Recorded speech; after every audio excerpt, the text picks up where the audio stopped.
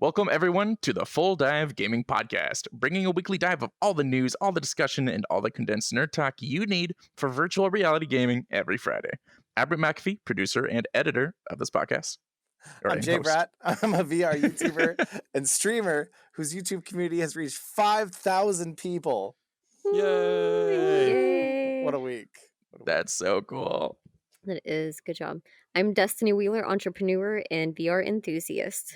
I'm Adam Charlton, a software developer who really hates scary games. He was going to say doesn't like Halloween. He's trying to he say thought about it. He thought about it. Now he's backtracking. A little bit because I hate Halloween because all of you force me to play terrifying games that we'll talk about later. Just wait till Friday. It's the absolute worst part. It's not over yet. Natalie, shush. Natalie in chat's like, yes, good job, Rip. Hey, I can do the introduction without mistakes. It happens. She said good job, and you're getting all defensive. I think this is about you. I think this is your issue, not hers.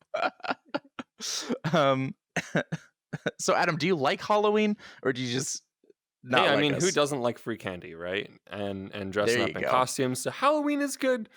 Scary video games, not so good. Mhm. It's What a just the other things that answer. come with it. Right, He's yeah, mad but it's about sort all of the like a kids package that- deal here. Yeah. All right.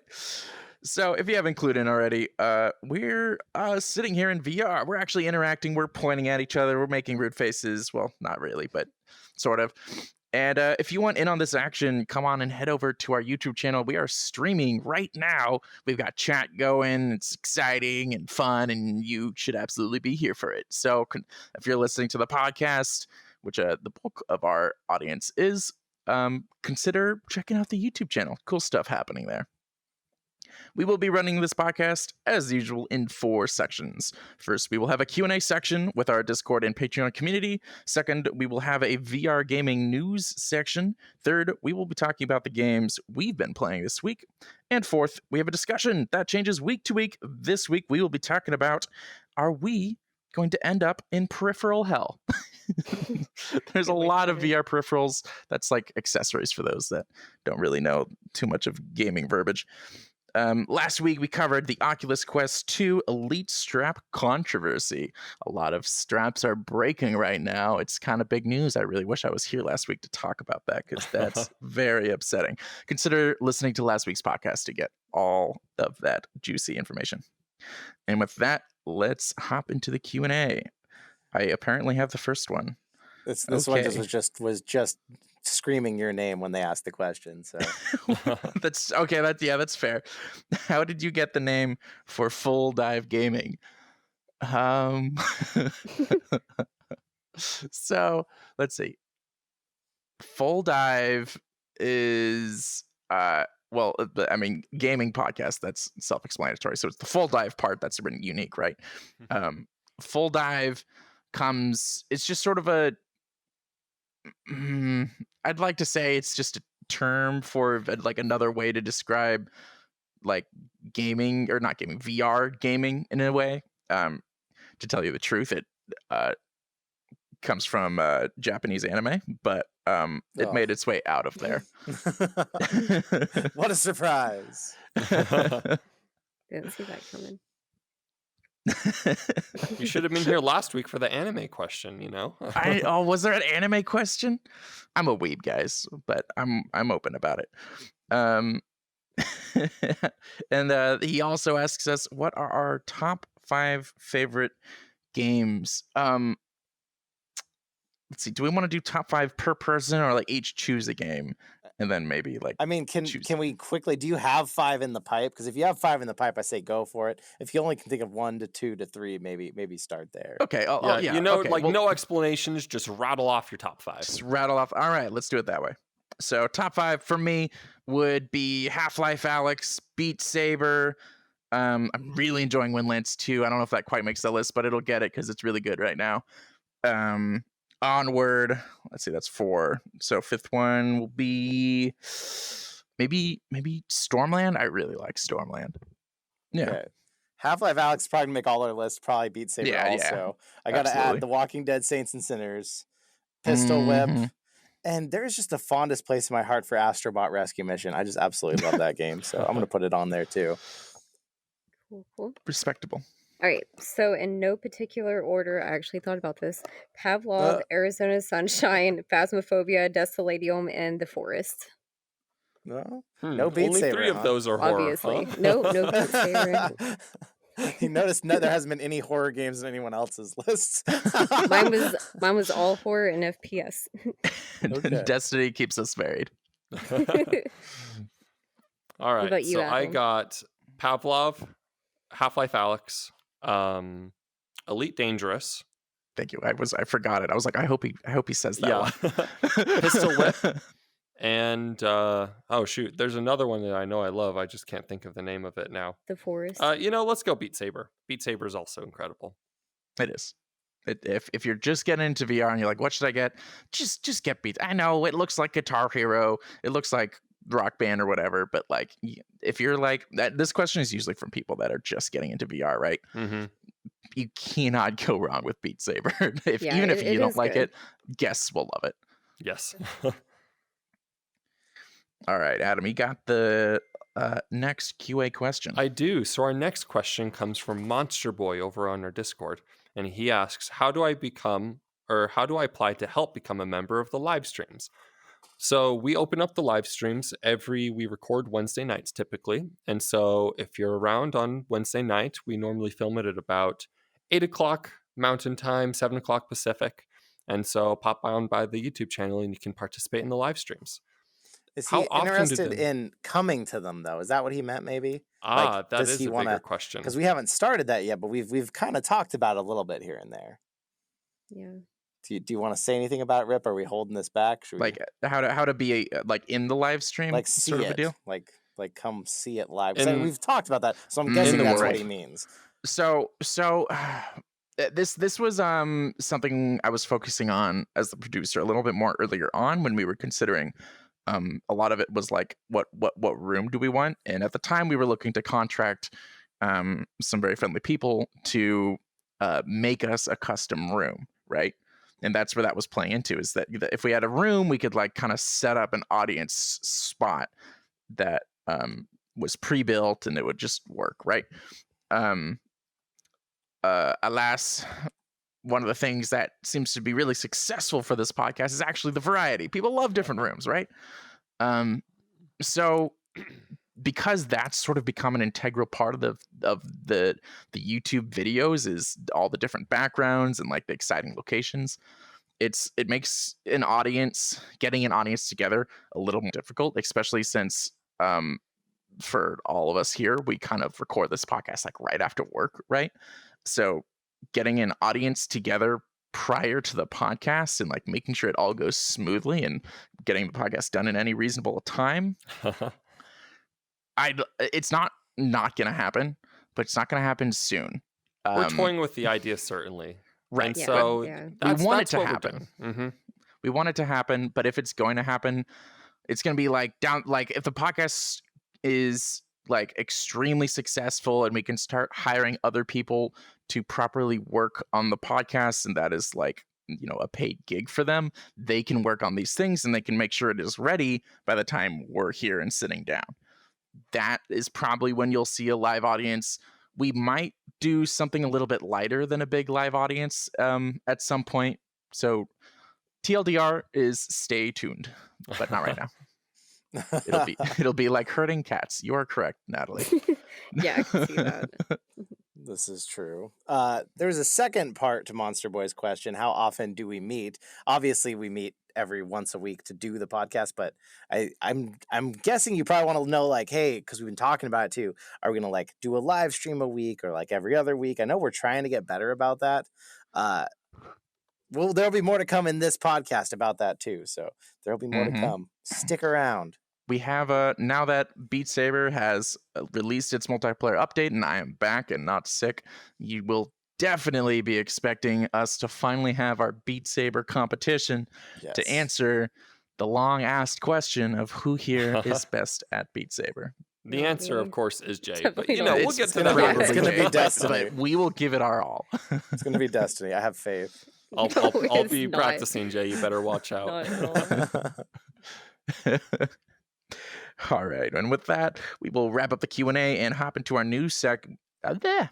I knew I couldn't last that long.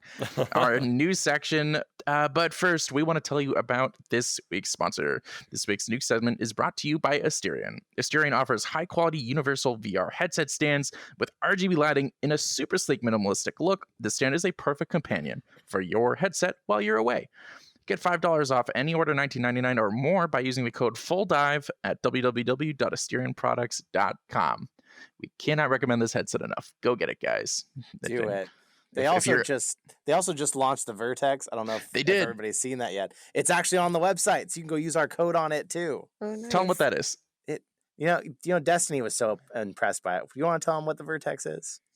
So it's basically the equivalent to a stand for your headset, except for it's for your headphones. So now they can look beautiful and glorious next to each other, and not in a box or on and your they PC. do look gorgeous. Yeah, they do. You can like change the lights for each one. Yeah.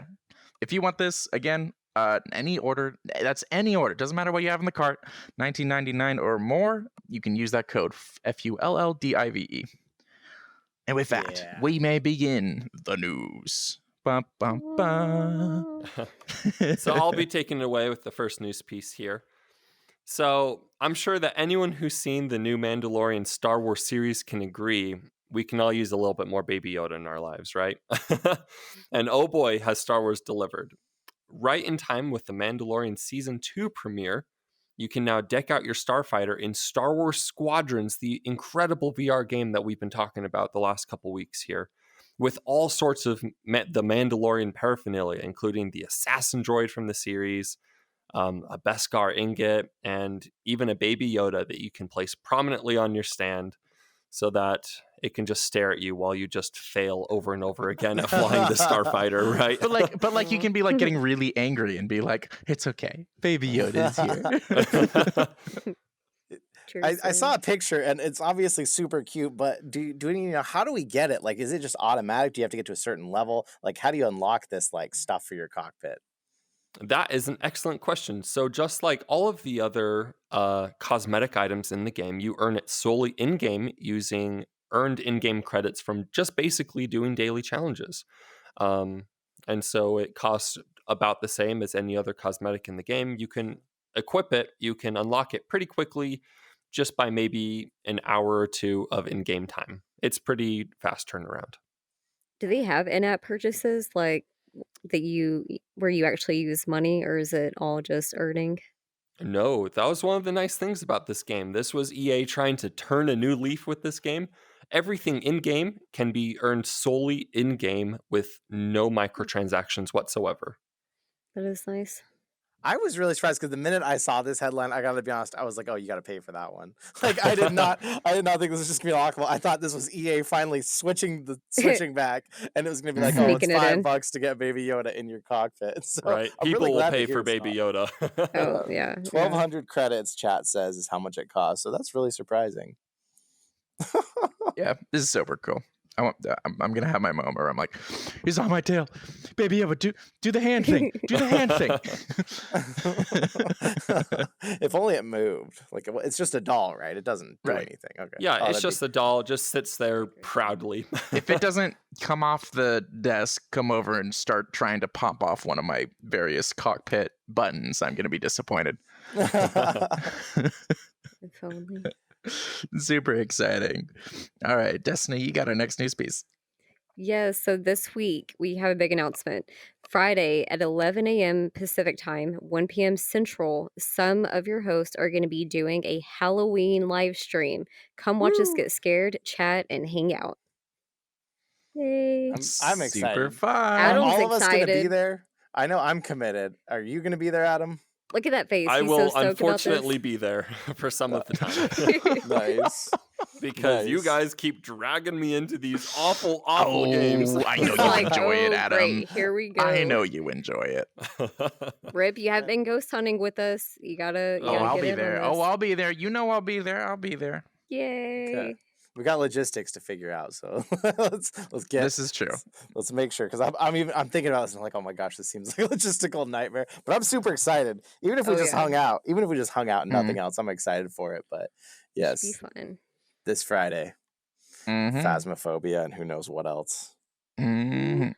Maybe we'll even hang out with some of you guys and like VR chat or something. Oh, that'd be Not, awesome. not promising anything, but if you want to see when or if we do promise something like that, be sure to check out our Discord community, guys. We will be posting all sorts of updates on these sorts of things over on the Discord community. If you're not on it, you should be.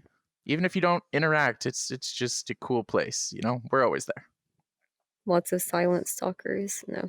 Lots of silent star. I mean, according to our analytics, that is the vast majority of our audience. That's pretty much the name of the game. All right, Rip, what news you got for us next?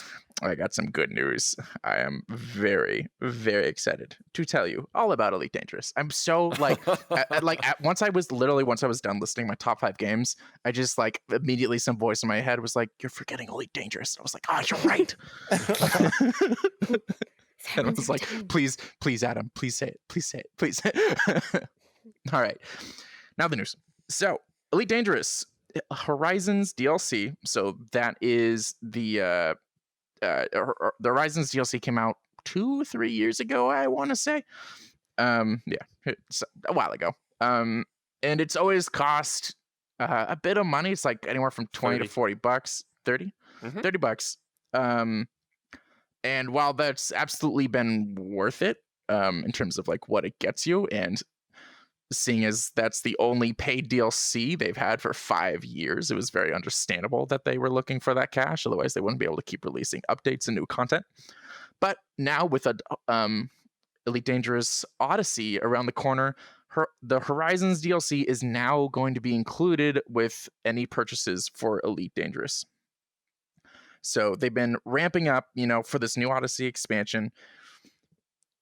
For those that aren't familiar, Odyssey is going to include a ton of stuff. So going to include like driving around on planets. It's going to include what's called space legs, in the sense that you can get out of your spaceship and get out around the planet. It's going to be a ton of cool stuff. So they're absolutely expecting anyone who has like any interest in Elite Dangerous to pick this up. And yeah, it's pretty cool that they're releasing the DLC, the previous DLC, for free. Something they don't write here, and I'm wondering if you know, Adam, do you know if people who already owned the base game will just get access but never picked up Horizons? Do you know if they will just get access to Horizons? That is correct. So anyone who has the base game will now have access to Horizons. Cool. That is good to know. So I'm so glad I spent that. For someone like me who doesn't, I have it, but I haven't played it all. This update sounds kind of cool, walking around and stuff like that. Like, is this actually going to be in VR as well, or is that still coming? Good question. So initially, the word was that it would have absolutely no VR support for the DLC, and obviously the VR community was not very happy about that. But it's also pretty understandable. It's already a wonder they can get VR working in the game so great as it is. And adding VR support for an FPS is a ton of work. That's like a whole nother game. So I understand when they said it's not going to have VR support. That said, obviously the VR players still want to play VR in their like cockpits, right? So they just made a new statement very recently. I forget if this made it into one of our news pieces, but basically people who have VR will be able to continue to use VR when in the ship and in the SRVs, which is like how it's always been. And then once you leave the ship, it'll be basically like big screen. Where just have a big, yep. Yeah, you'll have a 2D screen in VR. Oh, weird. That might be hard to wrap your head around for those that are still haven't gotten their VR headsets amongst the audience, but it'd be like you're watching a movie in VR. But you'll be playing the game. It's like you're still controlling it, but you just see it on a flat screen. Exactly. And it'll transition back to VR when you hop back in your ship or whatever the case may be. So it'll be super interesting to see how well that's pulled off. Is it usable? Is it going to be like, for older headsets, is it just going to be like impossible? Like I can't see anything that's going on. Yeah, we'll see. I'm super excited. I'm pretty happy with this compromise personally, because I understood like it's pretty hard to get VR working for a game like this. I imagine just the motion sickness struggles for Space Legs would be an absolute nightmare. So yeah, I'm okay with this compromise as an Elite Dangerous fan. Inbox me in the chat asks about multi-crew ships. Is that a thing? Has that ever been a thing? Is it coming? I have no idea. I'm assuming he hasn't played Elite Dangerous, because that's sort of a general question for the game, not necessarily related to this news piece. But to answer your question, multi-crew has been a thing for a while. It used to be you needed to buy the Horizons DLC, that old DLC we were talking about. You needed to buy that, and then you would have access to multi-crew, which is kind of how it sounds. You can have other people in your ship. And I guess since everyone has the Horizons DLC for free now, everyone has multi-crew. Yeah, it's part of the base game. So yes, multi-crew is in the game. Everyone can have it. If you are, however, hoping to be able to like walk around your ship, sort of a deal, that has never been a thing in Elite Dangerous, unfortunately, and will, by all accounts, still not be a thing even with this update. It looks like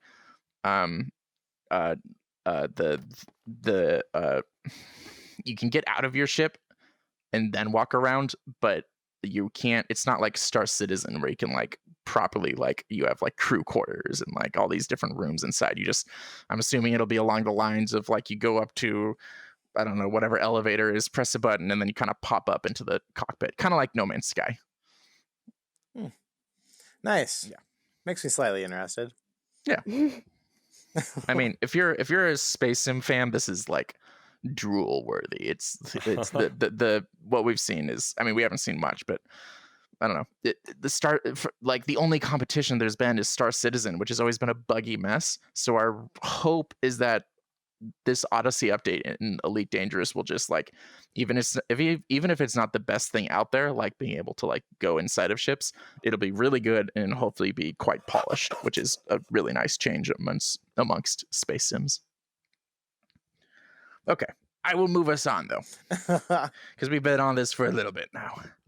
Well, let's talk about, so before I even say anything about this news piece, I just want to give a quick disclaimer. There's a lot of suspicions, skepticism, questions about this new headset that we're about to talk about. So take everything you hear with a grain of salt here. This is all from the companies you dealt with, but who knows? There could be changes. So if you haven't heard of it, Megadodo, which you haven't, Megadodo is a company that's making a Deca Gear 1 headset, they call it, that they're making some pretty bold promises on. So imagine this, an inside-out tracking headset for PC VR with HP reverb resolution, knuckles-like controllers with full all-finger capacitive tracking, every finger. Like the Index. Expression tracking. So if I move my mouth, if I move my eyebrows, if I close one eye, if I wink at someone, it's showing in the game. Hip tracking. So if I do a little hip shimmy like I'm doing right now and you can't tell. Wait, what? Really? I missed that bit. Yeah, I know. Hip tracking. Yep. Oh if my I do a little hip, all for that's cool. That's cool. All right, continue. $450. $450. So that's like significantly less than the HP Reverb. That's what the Deca Gear 1 is claiming. Made by the company Megadodo, which I feel like right there, that name freaks me out. That sounds like they're calling us idiots. Yeah, this is just some big prank. Yeah. It's in early development. You can reserve a pre-order right now for just $10 for this headset. It's promised to do just about everything and even have a full wireless add-on for another $49. So if this all comes to mind, $499 for a headset with all this and wireless. So everyone's wondering, is this real? Is this possible?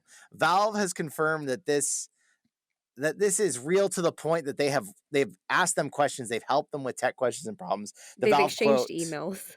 Yeah. The Valve quote exactly is, while we did not work with Deca on the design, we did, as always, aim to provide technical support on Steam VR integration, etc.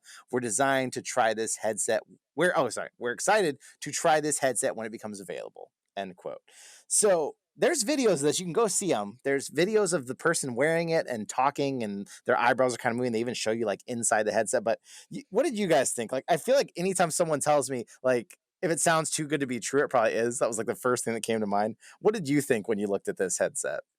Yeah, press X to doubt, right? It's I have serious concerns about this. I mean, the Oculus Quest came out 300 the Quest 2 came out $300 and that was just bottom floor, really good, and that's because Facebook is dumping literal billions of dollars into making this. Right. And so It's when I hear Facebook. that a little stand up is able to do that but with a full PC VR integration for $500, just $200 more, yeah, that kind of.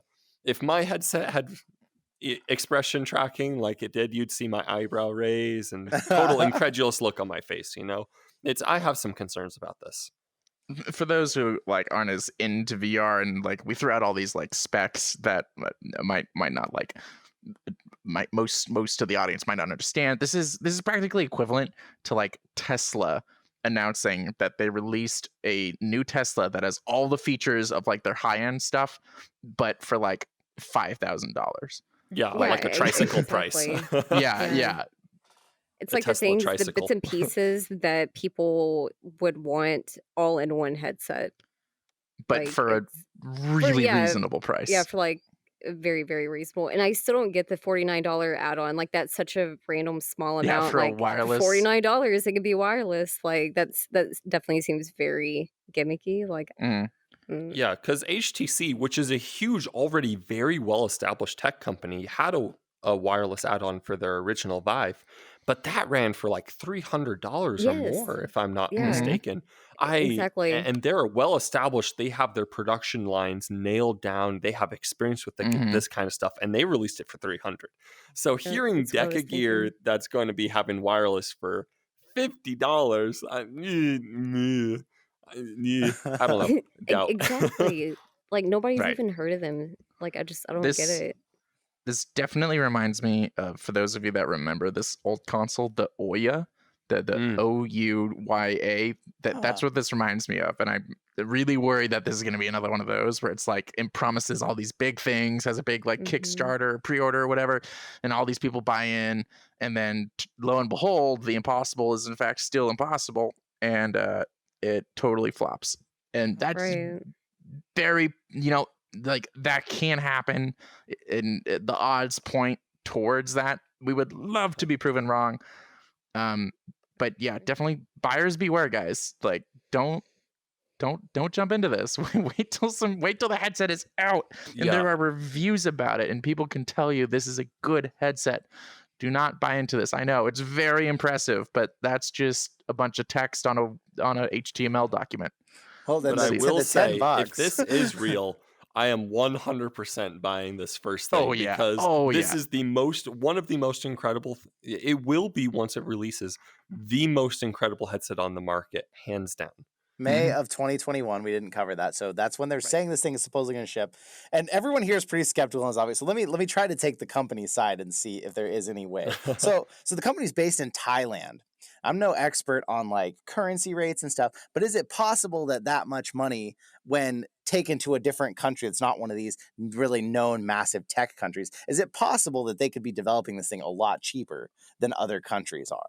Is that possible? Yes, but maybe not to this extreme. Because definitely labor costs are different, and there's a lot of economics that can go into this sort of stuff. So if they are building it in Thailand, for sure, labor costs are going to be down, materials and supply chain stuff is going to be down. The question is, though, that will it be a solid product? And that's the big question. But it's really early to tell, I suppose. It's incredible. I want it to be real. I really want it to be real. But I guess we'll just have to wait and see how it pans out. I guess we're in the waiting game now for this headset. The one last thing that I'm kind of concerned that's weird, it's going to use 4 cameras, kind of like the Quest for inside out tracking.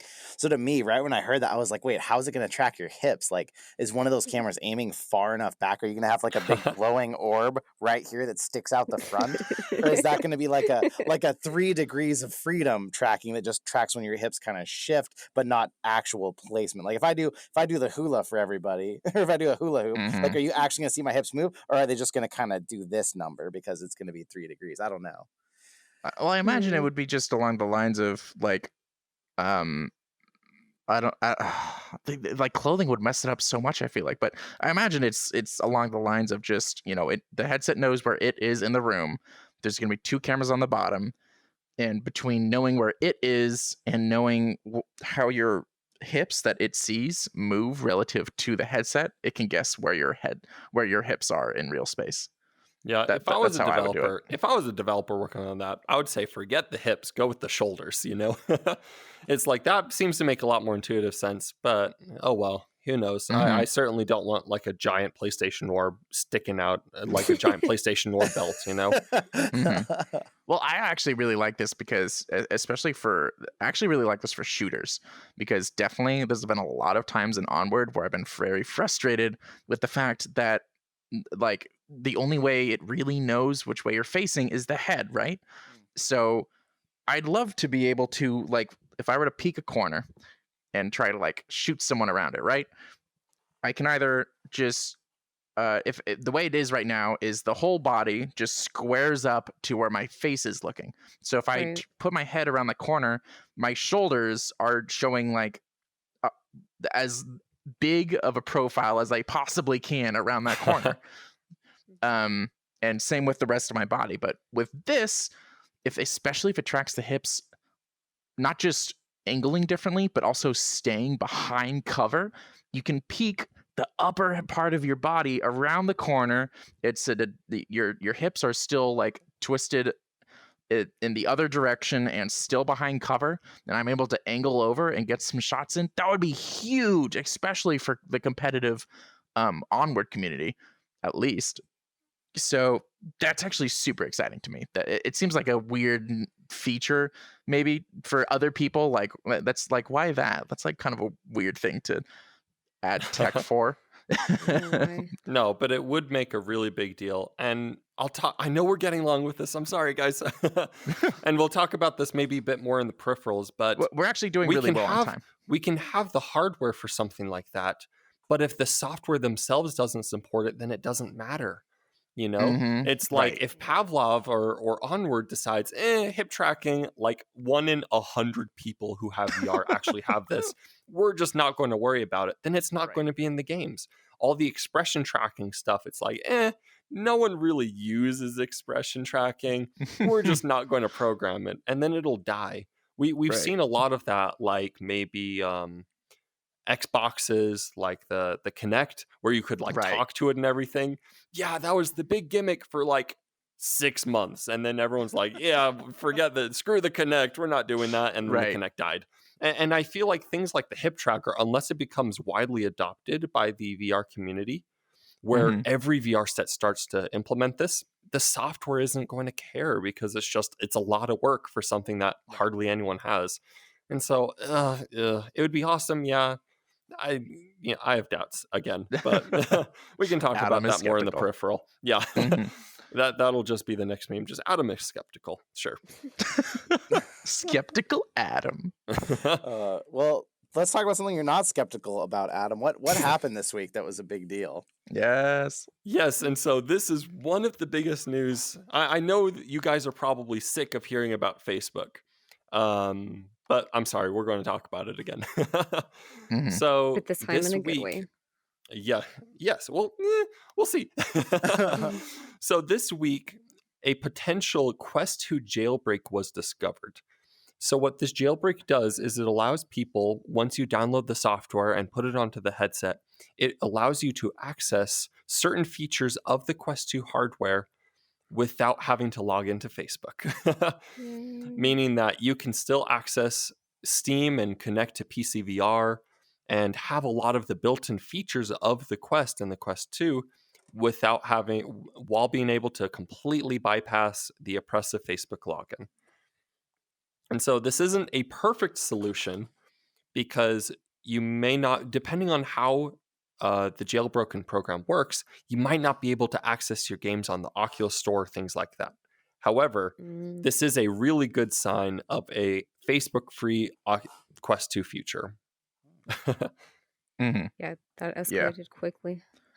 So what do we need then? Like let's say 100,000 people say, I want this.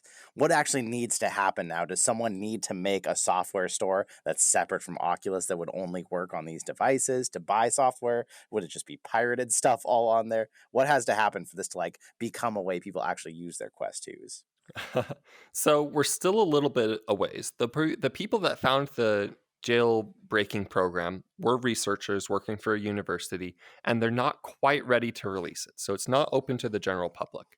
However, it will still connect with Steam VR and do things of that nature. And so you can totally use a very well-designed $300 headset to play Steam VR, which is still the lowest entry point into the VR market.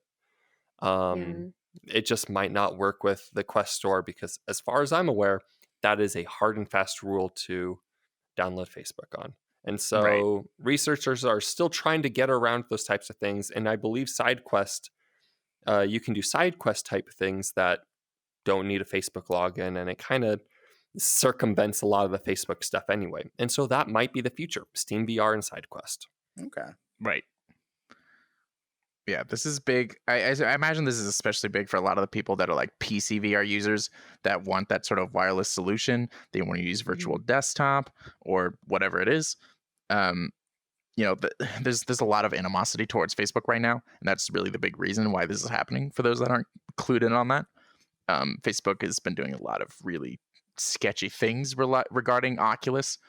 There's a lot of posts about all these frustrations where like people like have something go wrong on their Facebook account, or say they created a Facebook account when they were like 13, posted something inappropriate, and now they forever can't have a Facebook account. Well, there's a lot of people that owned a Quest or a Rift S that suddenly like Facebook's like, hey, you better connect a Facebook account to this. And they're like, well, I can't have a Facebook account. And whenever I try to create one, it immediately gets disabled.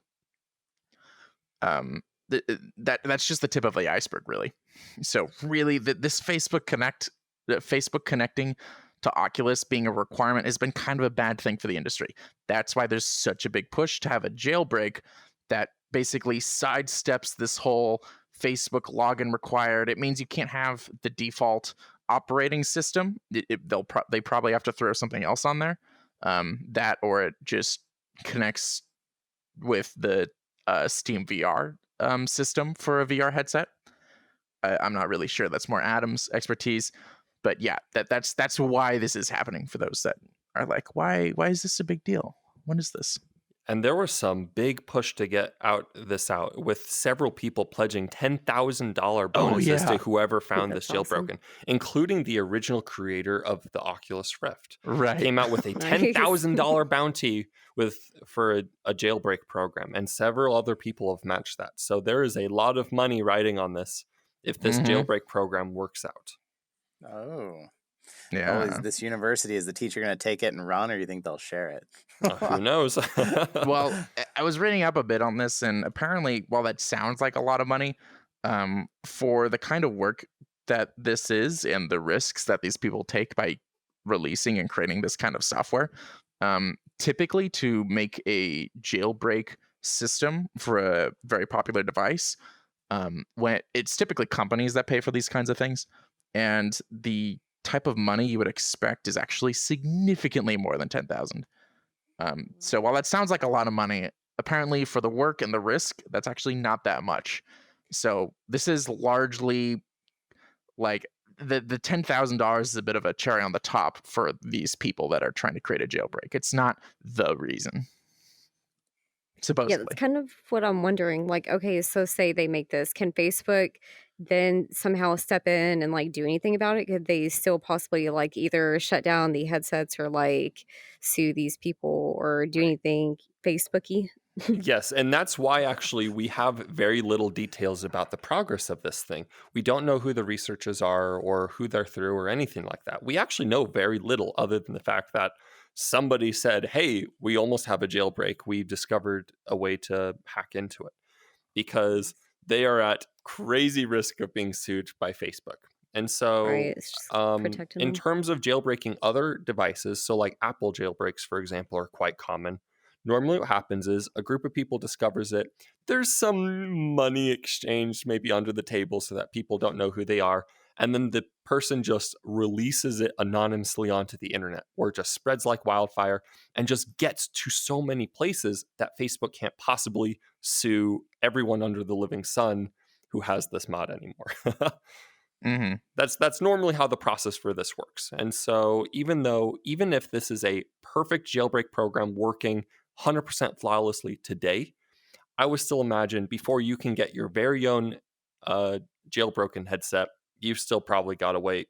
I'm going to give it another 4 months. Right. It's not bad. I mean, I'm sure a lot of people would pick one up with that. Yeah. Mm-hmm. A lot of people who've Yeah. been on the fence, you know, for the whole privacy thing. Mm-hmm. Yeah, there's so many reasons to be on the fence with. I mean, I was super excited about the Oculus Quest 2, but with just everything Facebook's been doing, it's killed my VR boner for the Oculus Quest 2. To be real with y'all, it's Maybe totally a bit too been real. a buzzkill. yeah, it's been an absolute buzzkill. So this stuff is kind of exciting. Obviously, the best solution would be just Facebook not Goes being away. so mean and just being like good people and not requiring a Facebook login, but unlikely. Very Oh yeah, unlikely. definitely. All right. With that, I'm going to move us on into the game section. But first, of course, we need to tell you something real quick. We have this thing. It's called a sponsor. They give us money. We tell you about them. You know the drill, but except we're really excited to tell you about these guys. They're called Asterion, and they offer these really high quality universal VR stands. They work for literally every VR headset. They look really cool. They are sleek. They are modern, and we just cannot recommend them enough. We all have one. Some of us have extra sets of them. It's so good. We are more than happy to offer you a discount of $5 off any order, $19.99 or more. So head on over to www.asterionproducts.com, plug the code FULLDIVE. That's kind of how it sounds, FULLDIVE. And again, that's $5 off any order. Doesn't have to be that specific VR stand. Could be their new headphone stand that looks pretty darn cool. I forget what that's called. Versa? Was that Vertex? The Vertex, super cool. I really want to get one of those. Maybe I'll use our own code. I don't know if that's a thing I can do. Like, oh yeah, anyone can use it. Sure. Use it. Yeah. Just put it under you guys, you shush. I had to. Yeah, Asterion's It's awesome. so mean to me, audience. It's so mean to me. I have 4 Asterion stands now. Destiny has 3. So yeah, we're big believers in them. Mm-hmm. Yeah, they're good products, guys. And with that, we will now tell you about these games we've been playing. A lot of scary stuff. It's Halloween. We're following tradition and playing some good horror games. Much to my dismay. much to Adam's dismay. One more week. Let's hear from the horror lover first. Yes. Destiny, did you get to play some Propagation? Yes, and I'm so glad that you found this and recommended it to all of us. Okay, so first of all, I just have to mention this game is free. That was mind-blowing. Because when I opened it, I am a sucker for like really good load-in screens or like menu screens. And it was amazing. I think I probably stood there for like a good 5 or 10 minutes, like just doing this, like checking out everything. And so the graphics are insane. Like I said, especially for a free game. So I was really excited about it. But and I didn't get to finish it like y'all did. So tell us about the best part. Adam, I know you got to see the best part. So real quick, let's introduce what this game is. So Propagation VR is a horror wave-based shooter. So you are in a subway station and enemies can come at you from 360 degrees around you. So you are constantly turning around. It's a relatively simple game, I would say. There's not a whole lot of new or innovative mechanics. You just have a pistol, you got a shotgun. The pistol has a little flashlight. The shotgun doesn't, which is a big deal. And it doesn't do a whole lot of new stuff, but everything it does is just perfection. but it is also the scariest game that I've ever had to slug through. No, It let just me keeps tell you, getting better. if enemies came from a single direction, I could do that. But it's the fear that at any moment when you have this little bead of light looking around frantically, that there's a zombie right behind you that's Oh going to yeah. start munching on your spinal cord. You Mhm. know? Simple and very traditional, but tried and true method of a horror game, let alone a VR horror game. Well, and Oh what yeah, blew me and away. Go ahead, Destiny. I want to hear. You no, guys I talk. was just gonna say, like, I think one of the funnest parts about it, and I'll go ahead and say this is just gonna be a spoiler for some people, but like I said, I didn't get to this part, but I know they did. So it's like kind of building up through all of these mutations of like zombies and different weird hybrid creatures, and then for Mhm. people who are like me and who are like, you know, casually cool with that kind of stuff, but hate spiders, these like crazy spiders start coming at you, like tons of them. Like it's pretty gnarly. Oh, Oh, that sounds pretty wicked. Yeah, that's The I the haven't bad reason- played part. this. That's the scary part. the reason this game caught my attention in the first place was I was looking at what new games came out this week, and I saw this one had come out a little bit ago, but it had overwhelmingly positive reviews on Steam. And Steam is not a place that gives great reviews to wave shooters for VR. Like, I thought, how is this? It says it's wave shooter. I was like, there's got to be some reason that this has such good reviews, and it's free. So I was like, well, Mhm. maybe that's the reason. So I was like, I'm just gonna try it. I'm not gonna look at anything about it. I'm just gonna play it on stream for fun. This is the first time I can say genuinely a game in the Rift S has had really good spatial audio. Like, I could hear the zombies Yes. creeping up Yes. behind me. I knew they were around me. And then, oh my gosh, this game, it looks so good. The graphics look amazing. It ends Yeah. up being really short, but you stand in place, you just turn and fight. But oh my god, I have not been this scared in a horror game in probably in a year since I played one last year that was just awful during Halloween. I was screaming, I was cussing, I was fighting. The really cool thing, not only can you shoot, but you can punch. So once these zombies get too close to Oh. you and you're out of ammo, you can't reload fast enough, you start punching and flailing and fighting these things off you. But Yeah, I was about to say, it's not so much a punch as it's just like a random flail. Yeah, Yes. you're just screaming and trying to. Well, then you get to the spiders, and it's your typical like big, huge, nasty spiders. But then there's also little ones that get on you, and you can hear them crawling around on you. Oh. I was sweating, I was screaming, I was smacking all over myself trying to get these things off me. It was just sheer terror for that whole part. This is the absolute worst game ever made, and I can't recommend it enough. Yeah. No, It's free. seriously, like everything it does is just nailed so perfectly, even from the loading screen and the tutorial, and every single wave in this wave shooter is just done so perfectly. Like, I Mhm. almost noped out of the game on the loading screen. That's how scary it is. And don't- how long is the game? 25 minutes, maybe a little more, Okay, maybe so Is pretty that short. when it's It's free? somewhere between Like, I don't 30 and understand. 45 minutes, 30 or 40 Mhm. depending on how Or much is it early if you fail. access? Yeah, I true. think it's a finished game. So it's just I actually free? don't know. Like, I don't- Is it yeah.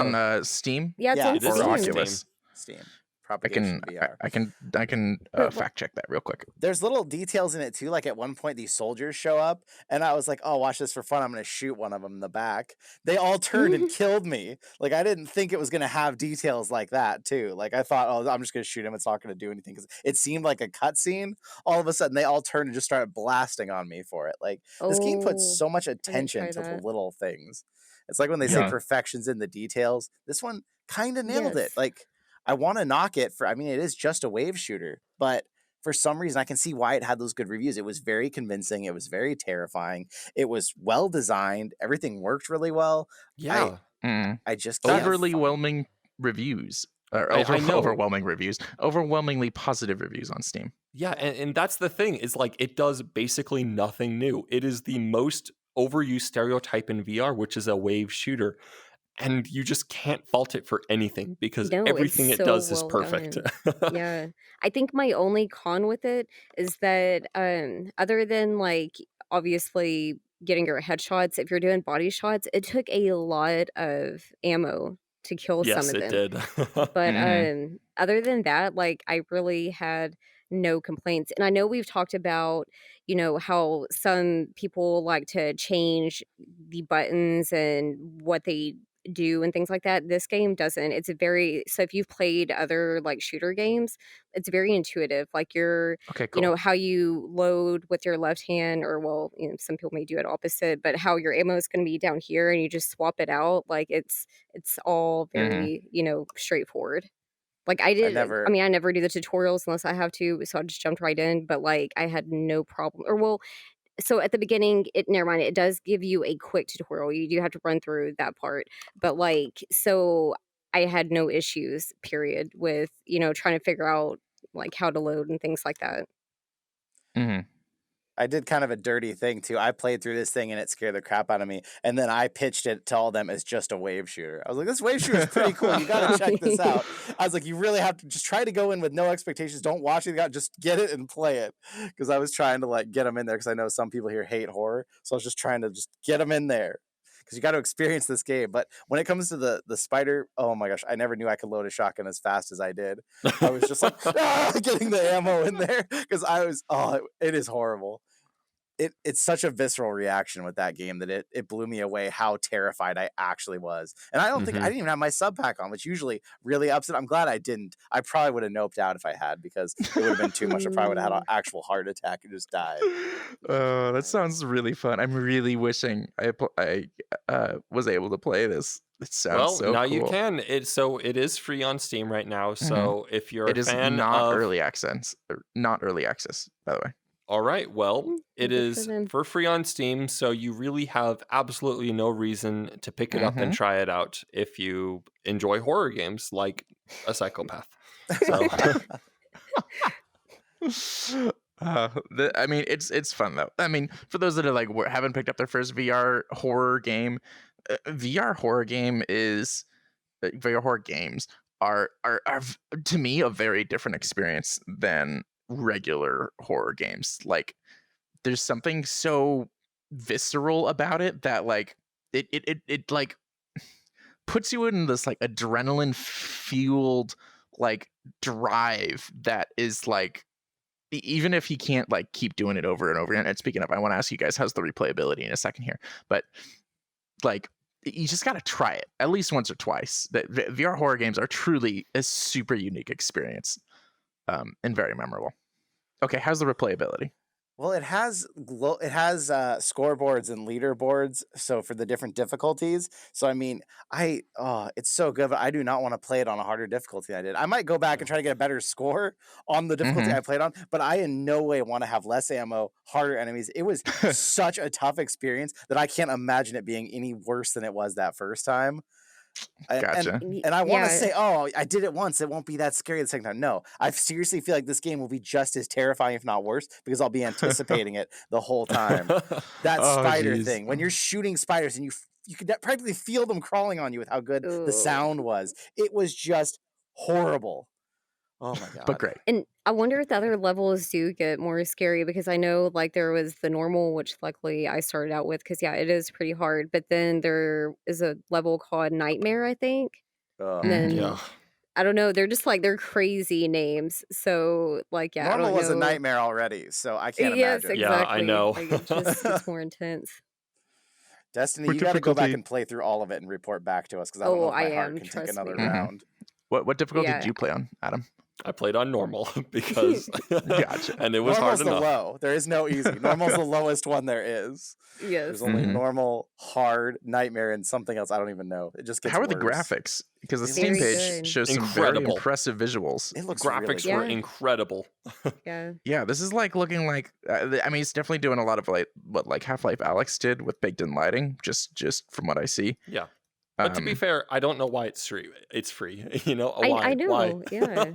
Like it's Yeah, so this good. does I would not pay look like for a it. free game, but it is. How? How are they doing this? Where do they have the time? Yeah. Are they secretly Very nice millionaires of and them. just No. Maybe this We'll is like a send them thank you preview. letters. Maybe they're building some hype with this one, and then they're going to launch something more. I Well, mean, if that'd that's be a the way case, to do then it. I will 100% buy Mhm. whatever they're selling next, because Mhm. even though I hated every moment of playing it, it was truly an incredible experience. Yeah, they knew what they were doing. All right, I'm gonna move us on to our next game. Adam, you've been playing Silicon Rising. Tell us about that. What is this? So Silicon Rising is a early access game on Steam, and the closest experience I can make it is like is some of those old shooter games at the arcade, like Time Okay. Crisis. And so this game incorporates a lot of what you'd expect from VR, but also it incorporates a lot of those arcadey elements. And so you can have free movement. So you have free movement around levels. It kind of feels like a wave shooter, but with Okay. free movement. You only have a pistol, but when you kill enemies, they could drop power-ups like better guns and things like that. And the thing about this is that it adds a lot of new ideas. So completely opposite of Propagation VR. Propagation VR had no new ideas, but did everything perfectly. Silicon Rising had some really awesome, innovative ideas and didn't do any of them well. I see. And so, but there are some truly incredible moments. Like there's this, it's very episodic, where each episode, each level feels really different and has a really interesting, unique gimmick. Where one of them, you're behind, it's a cyberpunk themed game. And so you're behind like a Tesla open canopy sports car, and you have an SMG and you can just fire it while you're driving through the streets while you're trying to chase down this car. It is an incredible experience, and truly something that I've never had in VR and will 100% go back to do it again. But the whole game just kind of felt clunky at times, It is early access, so I'm hoping that it can improve. But, you can't, there's a sniping level, and you can't grab the other end of the sniper rifle with your other hand. So it's just one-handed. And so you have to like bring one hand really close to your eye to look through the scope. That's rough. But the sniping level is by far one of the best experiences in the entire game, and they do incredibly innovative things with it. And so it's a really mixed bag of a game. And so, but I feel like that's okay because it's early access. Right. So Silicon Rising, my kind of review of it is good game, has some really great ideas. I'm glad it's early access because it needs work. How much does it cost? I got it on sale for just about $10. Okay. So for a $10 experience, it was a really good deal. I'll check real quick what the MSRP. Any motion Silicon sickness Rising, you think for $20? No motion sickness whatsoever. Cool. It was pretty smooth. They actually have the speed really low. And to be honest, it was a much harder game, much more challenging game than I would have expected at first. The first couple levels are pretty easy, and then when you start going into some of the harder levels, it is enormous waves of robots that you're shooting at, and it gets pretty challenging. I remember it was seeing a this good game on game. Reddit when it like first came out. And you said the movement's slow. Are we talking Phasmophobia slow, or a little faster than that? 'Cause that movement is slow. It's like Phasmophobia slow. Oh wow, okay. Well, yeah, you won't get sick off that then. You could try to get sick and you can't. When you say it's like the arcade things, does it like kind of force you to keep going, sort of a deal, or like it puts you to cover, and you're like you shoot from whatever cover it puts you at? Nope, you have completely free movement around the levels. Nice. Oh, that's cool. I was worried when you said that it would be like a pop-up shooter sort of style. Like that's what I think when people say old arcade shooters. I think literally arcade shooters. But you see, it feels exactly like that. And that's the weirdest part about the game. It feels exactly like that, except they just added a joystick where you can move around behind the cover you want. But it does feel exactly like that. It looks pretty cool. Yeah, overall good game, but needs work.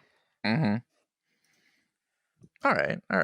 Yeah. Would you recommend it for the price tag? Let's go with its MSRP, $20. Would you say it's worth picking up? In early access, I would get it up if it was on sale like I got it. Okay. Otherwise, I'd probably wait for the full release because there are some things that they need to overcome before I would recommend picking it up full price. Right. Okay. Okay. Well, in that case, let's tackle our second of our two horror games. I'm guessing Destiny finally got to play Desolation. No, this Or is wait, no, a different game. Desolatium. Desolatium. Desolation's little Is that how brother. we're saying it now, or is it Desolatium? I don't know. Do we I know? don't know. You say it how Right. you want to. So last week, Destiny That was game. able to give a riveting description of Desolatium, and then somehow through that horrifying description managed to con Jay into playing it. So Yes. All right. Well, Into the it's dark side. October. It's free. I mean, you've been talking about this since like the first podcast we had, though. You've talked about this game. So, like, Yes. everyone. Really? Yeah. And it's got several awards for being like super innovative. It's free on Steam. It's in early access. It's VR or non-VR. So even if you don't have a VR headset, you can go play this. It is a really intriguing experience. Basically, they just took 360-degree pictures that you stand and look around in. And then they added points where you either click on a point and it moves you to the next one, or you click on something and it puts it in your inventory, or you click on something and you read a thing about it. And it's short. I mean, it's like 15 minutes because it's like only the first Mhm. part of it, first episode, whatever. But it is really, the concept is so cool and so good that it's definitely worth checking out. It's hard to describe, but it's anything you have to read. If you played other games where you have to do a lot of reading, some people play this. When you do a lot of reading, it gets in your head more than other games do. Like, it really starts to put you in this role. And the only thing that helped break me out was the character was this. You never see yourself, but the character had this like female voice that I didn't really relate to. So that kind of like made me feel like I was playing through someone else instead of it being me in the situation. Because sometimes she'll talk and be like, "Oh yeah, I can't go that way." When you try and click on something, oh, that the floor's like this, and so I didn't so even she think kind of about that because Oh. being a girl, like I guess it didn't really cross just my felt mind, right. but right. Yeah. Mhm. Well, she kind of talked a little bit like you. Mhm. I was thinking that when I was playing. I was like, I bet Destiny just felt like this was her in it. But for me, like it still had some scare factor because of all the stuff you're reading about this like creepy ritual that's been going on and how these people are doing it and how you see all these bodies sitting around you in this room. Like you're just like the next victim in this path is what you feel like that they're testing this on. Mhm. Okay. And so you're clicking your way through it kind of like in Mist, and it's short, it's free, but it definitely feels different. It looks really good because it's 360 pictures. I mean, it can't not look good being that way, really. And Mhm. the end got me. It scared me. I live streamed this today and I had fun with it, but it definitely, if they put more out and they ask for money for it, I will pay for it. I want to see more of this because it was just so unusual. And it's not truly a horrific, scary experience. I think you both could easily do this. Like, Right. even if you're not really into horror games, it's not that scary. It's more of a mind game because of what you're reading and like thinking about while you're playing it. Yeah, But exactly. I see why you liked it so much. I really enjoyed it. Yeah, and seeing that's why like I had a hard time describing it because it is such a very like unique game.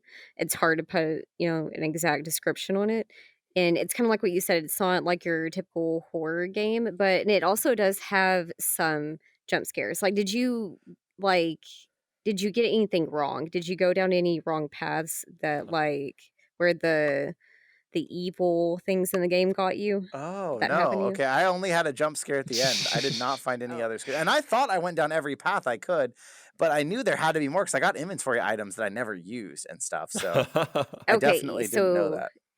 yes, yeah, then maybe there is like a little part that you didn't catch or whatever, but if you do certain things wrong or end up at the wrong place, there is a few other little jump scares in between. And so Mhm. so yeah, like I mean, it's something that for people who aren't just into horror but who are into like puzzles and just different games like that, they would definitely enjoy it too. And yeah, it's free and I believe it is still in early access, so they may be doing more with it, but I mean, It's on again, like the other Kickstarter. game, yeah, Mhm. it's worth it. Okay. Real quick before we move on, is this game? So you said 360 photos. Is it like 3D photos, or is it true? Is it like Google Earth style, where it's just like a sphere It's really, Google of. Earth style. It's Sphere. It's not Okay. 3D at all, but it looks good the way they did it. But it's just a 360 photo. There's nothing Okay. 3D Oh, about And I it. believe that's not as it's their exciting to me, 360 unfortunately. photos, though. Like, it's not like some images they took off of the internet. I believe, because I saw like behind the scenes footage, they actually went on the site to these places and took their own Well, that's cool. footage. Wow. Whatever place this was in, that's creepy. I know, right? Yeah, it looks crazy. It's just a very Yeah. chill game. It's the kind of Well, game that you can like sit down and play. It's chill besides the Okay. jump scares. besides the jump scares. Besides that little Well, part. Well, audience, it's free to play, pretty quick. Check it out. If you like horror, it's that time of year, right? Check it out. Do it. It's October. Rip, you're the only one. Rip, you're the only one who wasn't here when Beat Saber Multiplayer dropped. Right. You got I to was play it finally, sick. right? Finally got to play it. Yeah. So I kind of went into this blind. I purposely avoided a lot of the footage of this since I wasn't around. I got to do that. I didn't have to look at a news piece for it or whatever. I like, besides just seeing that it was announced, I was able to avoid a lot of this. So I went in completely blind, like, what is this going to be? First off, they totally redesigned the UI for the game, like not even just the multiplayer. I was like, Yeah. oh, okay. It's very okay. different. Yeah, very different. A lot more friendly, which is good to see, because a lot of times I'll boot someone up into VR, or not VR, well, yeah, into VR for their first time, and like the second game they typically play will be Beat Saber, and I'll boot them in, and there's like all these buttons for them to press, like then like it'll be like my like 90-year-old grandma. I'm like, okay, you go up, you see the top left, no, not that top left, like top left of the center part of the menu. Yeah, okay, cool.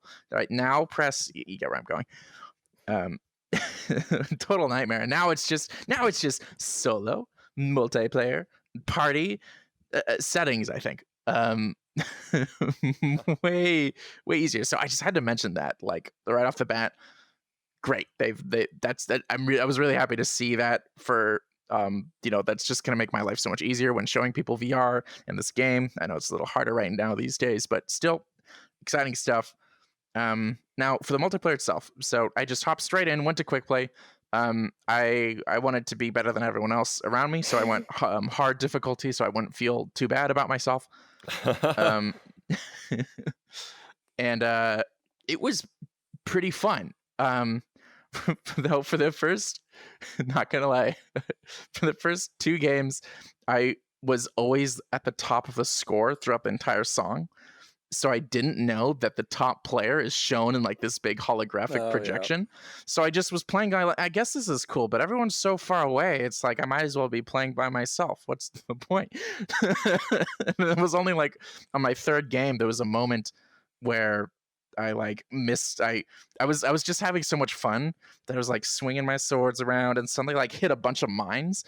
And like my score just plummeted. And suddenly there's a projection of a guy up. I'm like, whoa, what's this?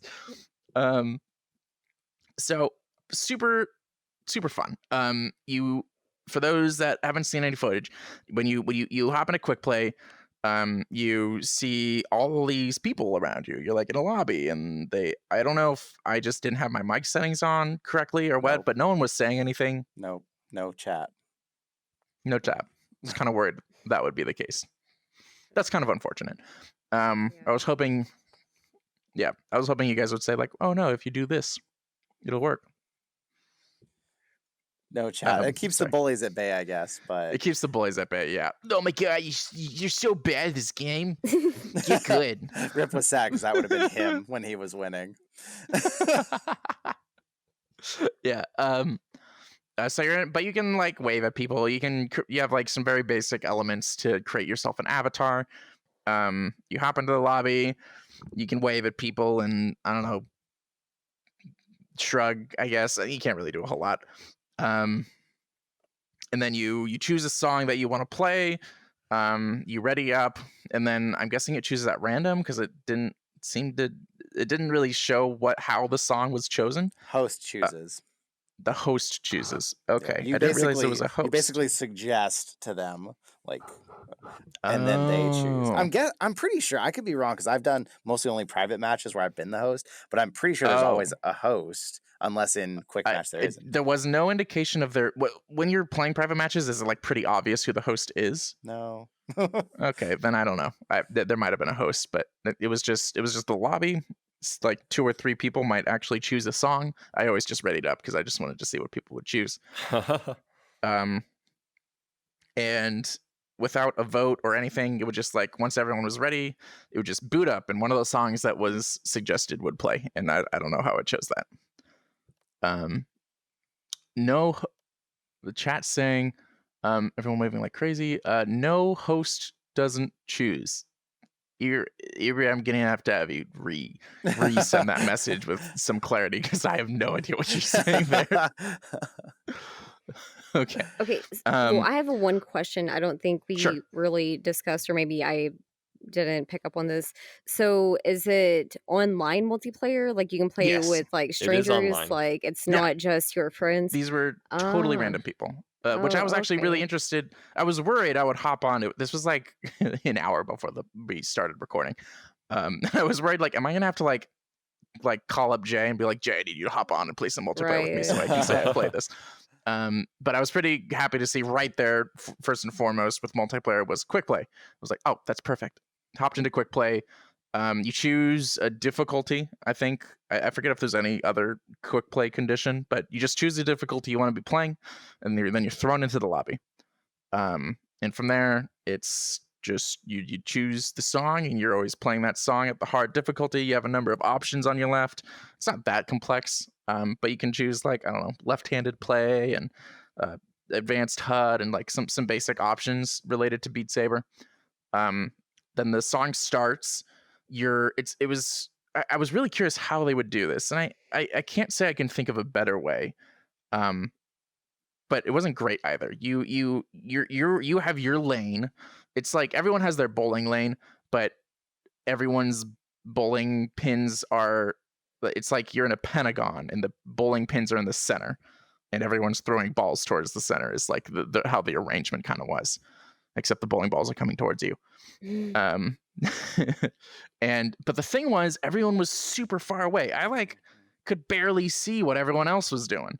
Like if they didn't have the holographic projection for whoever the top player is at the time, I might as well be playing by myself, which means that when I was doing well, to be honest, I was like kind of bummed. I at times was tempted to purposely hit a couple mines or something so I could go back to seeing someone else playing. I was like, I wish that they'd have it so that maybe like whoever's like when you're in the lead, maybe they'd show you whoever's second, right? Yeah. Something like that.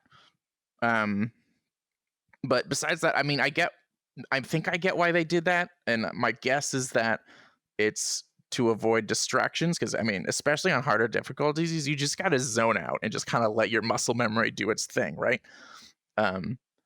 And that might be a little more difficult when you've got like all these fancy things going on. You're trying to watch other people and play by yourself.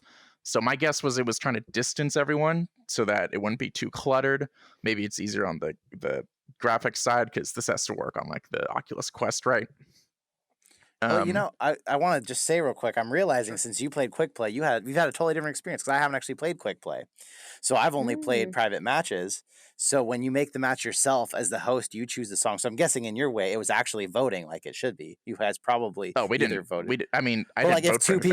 if two people said the same song, maybe it auto chose that. You know what I mean? Yeah, perhaps. Like maybe that's how it worked. But as the host, I could choose the difficulty. I could choose the modifiers, each song by song.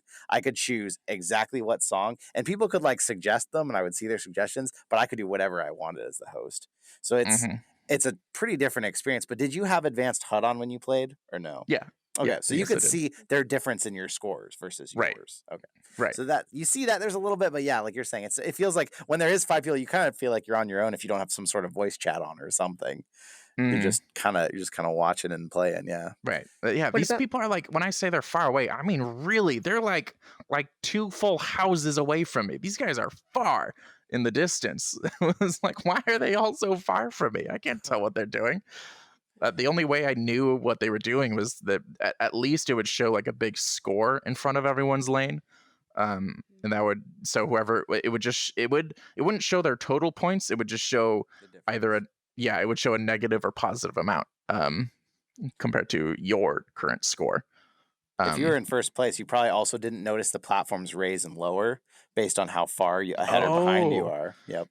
I didn't notice. It was kind of cool when eventually I noticed when we were playing some harder ones when people would actually like lose, like fail basically, and that like their lane would turn red and go away. When I finally saw that, I was like, why is that so subdued? I want like a giant explosion of like color to happen, right? Like it should be like a big deal, like burn, They're eliminated. that person's out. Right, yeah, that would be so fun, right? And instead it's just like turns red and fades away. I'm like, well, that's lackluster. Like I'm sure the Oculus Quest can handle a little more particle effects here.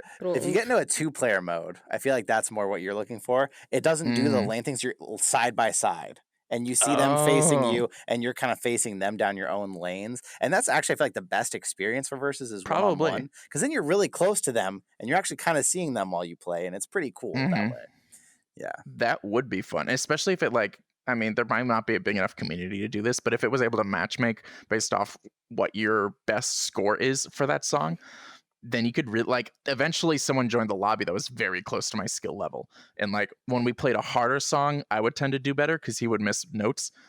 But then when we'd play like sort of the easier songs, because Beat Saber struggles to really accurately represent how hard a song is based off just their like easy, hard, whatever, right? Some songs are really easy on hard mode and some songs are really hard on hard mode. And for the easy ones, he would always win. And for the hard ones, I was always win. So, but we'd always be super close in score. And it was fun and a different experience to have that like right next to me. And it'd be just in the grand scheme of these points, it like by the end of the song, you have like hundreds of thousands of points. And this guy was so neck and neck, it would be like anywhere from like -10 to -3, like super close. So I'm like trying to like get perfect slices through all of my all of the boxes. That was, I think, the peak like multiplayer moment. But again, all I had to reference it was just this far away like -3 or +3 or whatever. Yeah. That's where some people have said it's like wasn't what they expected or they wanted more. And hearing your experience, especially in quick play, really makes sense as to why, because it's not very intimate. You don't really always feel like you're even in multiplayer where That does make sense. What about the people who have music packs? Like, does everybody have to have it? Or so I tried to pay attention to that because I don't have all the music packs. The only one I have is the Linkin Park one because that's really the only one you need. It's so fun. And I'm kind of regretting not recommending 1 or 2 Linkin Park songs just to play those. But the way it seemed to handle it was I should have checked that because I didn't actually recommend any songs. So I couldn't tell if I could recommend any of them, but we definitely played some songs that I'd never played.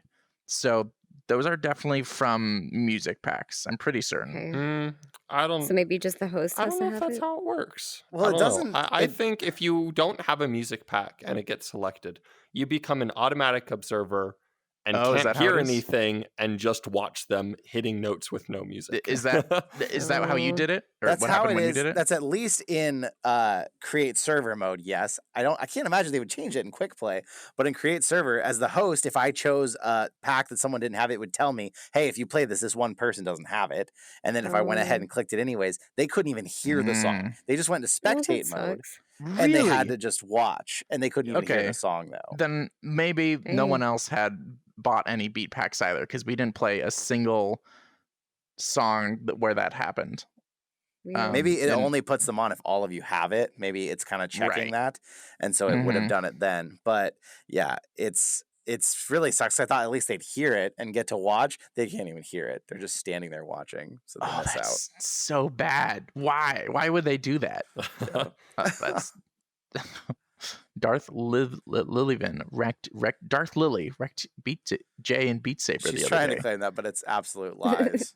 She does play Darth Maul mode, which I don't. So I did try that, I did try that, and she could beat me there, but I mean, in every other facet, not at all. These are lies. Hey, But she Jay, does. have you ever played like when you're on your quest? Have you ever like played the party? I think it's called a party mode, or I don't really know exactly what they're calling it, but it's where you Where you can just invite pass or it message around. people. Yeah, and you're like playing together that way. So if you do it that way and you're playing multiplayer, can you hear each other? Yeah, that's what you do. That's what you have to do on Quest, or basically we use Discord if you're on Yeah, PC. right. That's Yeah. how you hear each other. Yeah. Okay. That's Mhm. where I imagine this is going to be a bigger deal when it finally comes to PSVR, because PSVR players buy the packs. I bought every Right. song pack of PSVR because it's all you get, where most people on PC don't own the packs. So we're all stuck back with the original tracks all over again, because I would try and click even the Imagine Dragons, the first thing came out, and most people didn't have it every time I Right. would try. So Because we all had the modded songs. Yeah. Why would we bother Right, buying exactly. like 6 songs when we could download like 10 whenever Infinite. we felt like it? yeah. Yeah, definitely. And I mean, maybe one day there'll be like mod support. I mean, who knows? I didn't re-download my mods yet. So I'll be curious how compatible those are, if they've updated the mods. What is with this small text, Jay? That's not me. Adam moved that. Don't ask me. Mods don't work for multiplayer yet, but they are working again in the main game. So in multiplayer, you still can't do custom songs or anything yet. Gotcha. That'll be pretty Well, fun. well, with that, I know we're running long here, so we can move into the discussion section for the night, which was actually a member's question. So if you want to possibly be the discussion section, ask a question on Discord in the Q&A. Beef asked us, he said, I know you guys just did a peripheral segment, but what are your thoughts of these new accessories? Talking specifically about, if you haven't seen it, Microsoft has this thing they're launching called the Pivot that basically makes it when you throw a ball in VR, it feels more real. Well, if you look at this thing, to look at it, it kind of looks like a device from Saw. It like straps to your wrist and has these like bands. It looks like it could snap your wrist if it wanted to. Oh, I love that Is how it description looks. of it. But basically what it's supposed to do is it's supposed to give you the momentum and feel. you must pry open your eyeball and pull out the key. Exactly. It looked It's like gonna that get when I bad looked at it, I was like, reviews. this thing looked All terrible. these pictures of like snapped arms. Oh gosh, I think of the headbands, but arms instead. Okay. So basically, Sorry. this thing's supposed to make it feel like you throw a ball. 'Cause if you've ever thrown anything in VR, you know it's just so wrong on so many controllers. It's just so difficult. So this thing you'd always have these on your wrists, I guess, for the rare occasion you need to throw something in a game, and then it would simulate that feeling. Maybe they're planning on releasing like Bowling maybe the simulator. official NBA They do or have a not, or bowling game NBA or major, what is it, MLB. Wow, that was tough. I don't watch sports. Maybe Microsoft has a neither. baseball game coming. Well, basically, Beef's question is like, do you think this is good or bad? Like, there's these peripherals that have one game use or one particular use. Is this good or bad for the VR industry? Are we going to end up with like the Wii, where there's like a million attachments that you could attach to your controllers to like make it feel more real or give you these all these weird peripherals? Question. I had a Wii and I never bought those. Did anyone buy them? Did anyone actually use them? I did. I had a number actually. And I'm actually going to say yes, because the cool thing was like, okay, the biggest example for the Wii was the wheel, right? You could get a wheel that would work with Mario Kart. Okay, I had but the thing wheel. was, yeah. But the thing was that because it was a Nintendo brand wheel that wasn't like built just for a game, you could use it on other games. Like any other game developer could go, well, we want the wheel support. And the nice thing was your controller just snapped into it, right? It was really just a plastic housing. Yeah. I wouldn't mind similar things like that for VR, where there's some pretty like I think the biggest thing that VR has right now that's like that is the Vive Trackers, the little like just spot things, right? And a lot of different games do use those. Because they're kind of standard already for like, if you need an extra peripheral, you just attach a Vive tracker to it. And stuff like that is kind of cool. I enjoyed having that wheel. I enjoyed having the Rock Band guitar. I enjoyed having, I mean, I was a little tiny kid. I also had like a Nerf gun that you take out the top part and you can put in a part that houses the Wii Yeah, I remember thing. everything went Yeah. into it and it became a gun. Yeah. I actually Yeah. really liked that. It was one of the more accurate Nerf guns, as it turned out. You see, I might disagree with you a bit though, because I would say like the biggest peripheral for VR right now is either flight sticks, which the flight community has obviously completely adopted, but that's more like a Right. normal PC thing. And then second of all is gun stocks, which is specifically a VR specific thing. That's probably the closest thing, actually. Right? And that, I don't know. I don't see that taken off because games just don't really support that behavior very well, because you need to take your controllers out of it and do so many things so often that I don't know really how well gun stocks really work for that sort of thing. Have you used a gun stock? He uses one. I used a gun stock, but it was a terrible gun stock. So maybe I was that's about to where I'm say, coming it sounds from. like you had a bad gun stock, because any self-respecting hardcore FPS VR player has a good gun stock at him. Carbon fiber one with the magnets and yeah, exactly. Expensive. And there's a bunch of companies that make them, but the big one is ProTube. And okay. But do you say it enhances your VR experience? Absolutely, Adam. Like, I never play without it. It is to have those 3 points of contact, and it comes on and off like a dream. Like, it is not a struggle to just it just, like, the magnets are strong enough that I just take it off, I don't know, get the new mag, pop it in the gun, and it's so smooth I might as well just be putting my hand back on the gun. That's how smooth it is for me. And especially, I mean, I like to drill these sort of things as well, so that does come into it. I've spent some time in the training range to, like, practice just reloading. I've just spent time just doing practice reloading, so that when I'm in a game, I can do that just second nature, and it's just muscle memory, right? And that's not too different from, like, flight sticks, where, like, if it's your first time with a flight stick, it's rough. Good luck. Yeah. It was just, I knew I needed to gain that muscle memory, and it's a super similar thing, especially when you have one that works properly, is well made. It's absolutely a game changer. And funny you mentioned that. That is a thing that is supported by a lot of games. Contractors, Onward, and Pavlov have custom settings for gun stocks. They are very aware that a large portion of the community, when they become more dedicated. Did I grab that on accident? No, a comment said it's in front of the camera, so It was haunted. It's been floating over here like the pillows. Well, thanks for mentioning that, chat.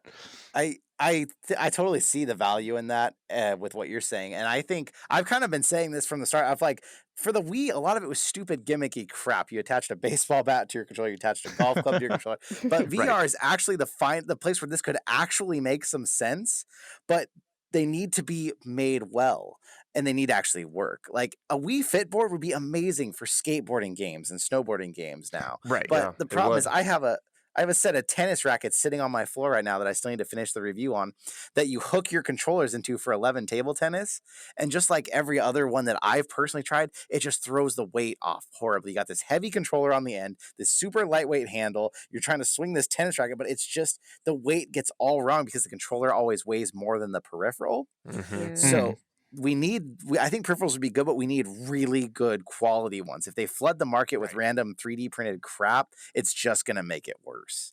We need the Pro tubes that are really well designed. We need, if there's going to be like the lightsaber handles, I had those, the Beat Saber handles, they need to be weighted heavy, and they really should have vibration built into them, because now your controller vibration gets all absorbed by it, but it's really lightweight and flimsy. It just feels like you're going to break your wrist playing with it. They got to be really good if they're going to succeed.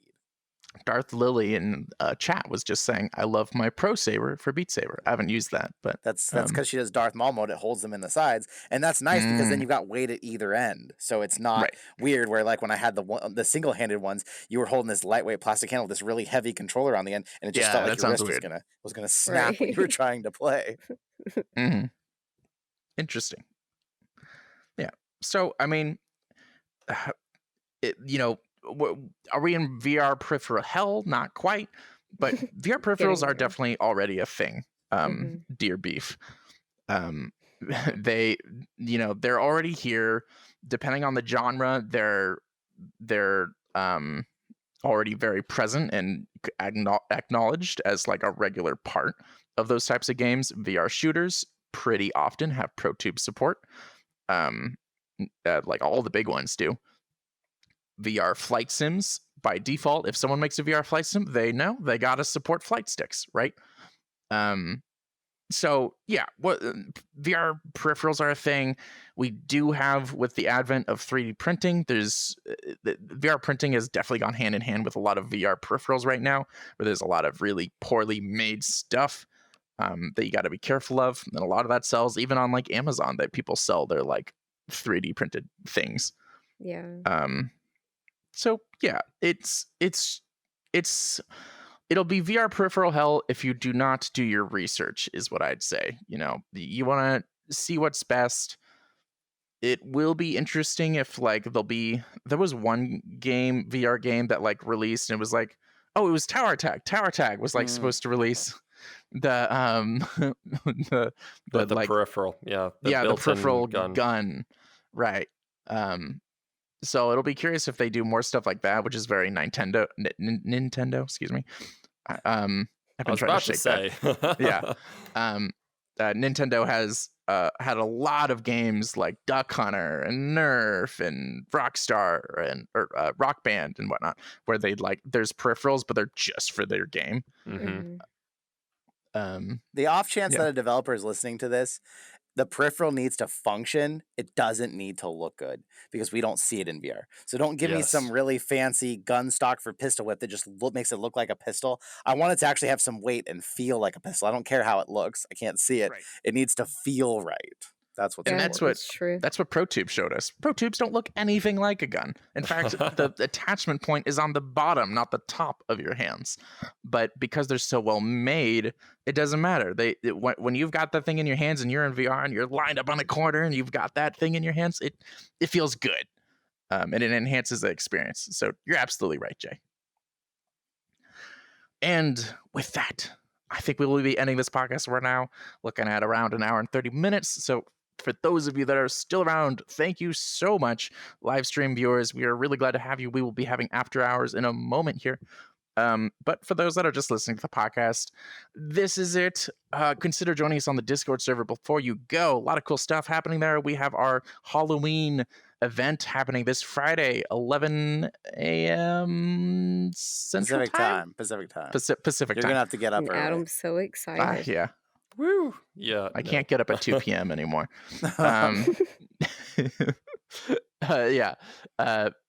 So we'll be releasing more information on that. So stay tuned. And we've just got our regular stuff. We post the live streams, all sorts of goodies. So join the Discord server. And if you're listening to us, consider watching the YouTube channel. If you're watching on the YouTube channel and you're like, I want to be able to just tune in my car or whatever, we are on every podcast platform, really. And if we are not on your podcast platform, let us know. We will be there in a timely manner. And of course, join our Patreon. You get high quality versions of these podcasts. They're panned, which is a fancy term for like we all sound like we're coming from different directions. And it's super high quality. You got stereo audio for that intro and outro song. And trust me, it is worth it. It sounds so good. And it's only $5 a month. Please, we love our Patreon people. And with that, without further ado, we will end. Thank you all for listening. We will catch you on the next one. Bye, everybody. Bye. Bye.